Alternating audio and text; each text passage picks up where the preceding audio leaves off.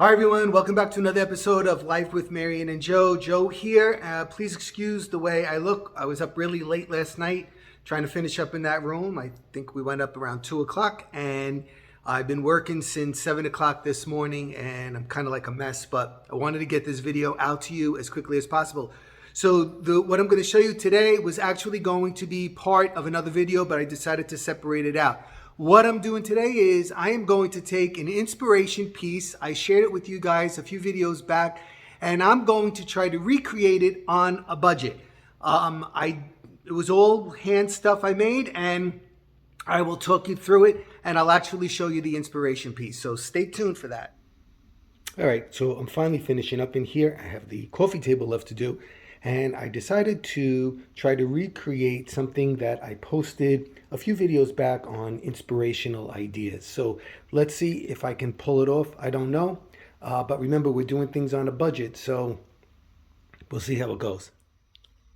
And I'm going to insert the picture of my inspirational idea right here so you can see it and remind you of it. In case you didn't see it, you'll see it for the first time. All right, so this is the inspiration piece. It is a dining room, but it'll work for the coffee table. And here is my version. So what I did was I went out and I got a roll of brown paper rolling, like, you know, a brown paper bag, but it was on a roll. And then I cut it to the size I wanted. And then I chose this. I'm doing a lot of 'Twas the Night Before Christmas quotes. And so I chose this one for here, while visions of sugar plums danced in their heads. And I penciled it out, I measured it, and then I did it with a marker first, and then I did red paint, and then I just highlighted it with the white. And then after that, I put Mod Podge on it, and I put a lot of glitter so that it candied it up. I don't know if you can catch it really on the video. And then on the back side, I put the red ribbon first, and then I turned it over and I put the striped ribbon next on it. So it didn't come that bad. And the only problem was I put too much glue the first time here, and it made the spots really dark. And then I kind of like did it with a roller the second time. So suggestion, if you're going to do it with a roller. Don't just put it on and brush it on. But that's going to be hidden anyway because I'm putting garland up there. So that's my version of that picture. Definitely on a budget. Now, of course, you could get this printed if you want. Walgreens and Staples do it, but it would have been about $65, and I wasn't about to do that because who knows if I would ever use it again. All right, so I'm started with this great little lantern with that beautiful candle in there. And our nephew Matthew and his girlfriend Tracy gave us that a few years. And, you know, I've been putting it here and there, but it works absolutely perfect right here. Then the next thing I did was I just kind of loosely put this garland on because I have to enhance it, and it also has to hang off the sides if you remember how the picture looks. So let me see how I'm going to do that without covering up what I wrote over there. All right, so now what I did was I used some cascading picks right there to make that, you know, that dripping effect like they have it in the picture. And let me show you what I had to do is I left it hanging here. I did the floral wire, I attached it to this hanging pick and I brought it around this leg just so it stays in place, because you know when somebody comes in here they're going to walk past it and hit it. That's a given. So just to reduce the amount of, you know, movement around it, you might have to secure it like that.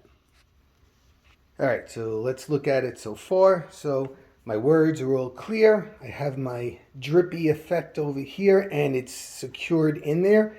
And then I also came down this end and I did the same thing. I secured it over here just so that I can reduce the movement on this piece of garland. This is anticipating. Right, next in, I know this looks like a pile of mess over here, but I'm going to put the white ficus sleeves in so it coordinates, of course, with the mantle and with the tree so that it's all one thing. I put in the ficus leaves. Now, these are just plastic leaves because somebody had asked me in a prior video that they thought they were real. Um, that would be great, but I would never be able to. They would be all shriveled. So these are plastic, and I spray painted them white, and then you can see I just put that glitter, that candied glitter on here, so it just adds another layer of texture on here. Okay, so next I'm going to add a little bit of red. All right, so I'm adding in these red picks that I have, and I'm trying to restrain myself because I don't want to go overboard. I want this to look more, I don't know what the word is, delicate, or, not so overbearing. All right, so you see, I kept it at a minimum. Now I'm adding in these white berries to counteract that intense red. That red is, really intense. So to balance it out, those white berries will kind of calm it down and incorporate it a little bit more.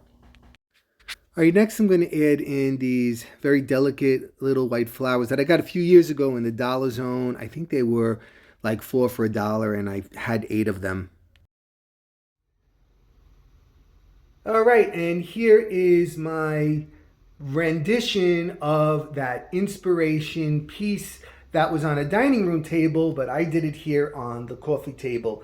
So I'll show you everything I did with a nice close-up. I think the last thing that I added in that I didn't actually show you were all those little candy pieces, and it just finished off the entire look of the table. I'm really happy with the way it turned out. In fact, last night I was telling Marianne when I did it, I was like, I think I'm wasting my time because it kind of looks not what I wanted it to look like. Because, I hate things that look unprofessional. I was going to say crappy or cheap, but I think it turned out very close to what I saw in the inspiration piece. So again, it's something different, and that's what I like. I try to think a little bit outside the box and try to inspire you to do the same. And once again, I know self-praise stinks, like Mary Ann always tells me,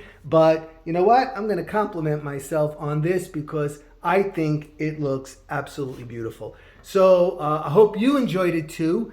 Give me a thumbs up and drop me a comment. And as always, don't forget to subscribe to the channel. It is free, and I will be back maybe even later today with another video of finishing up in this room so I can actually move into another room. Okay, everybody, take care. I'll be seeing you soon. Bye-bye.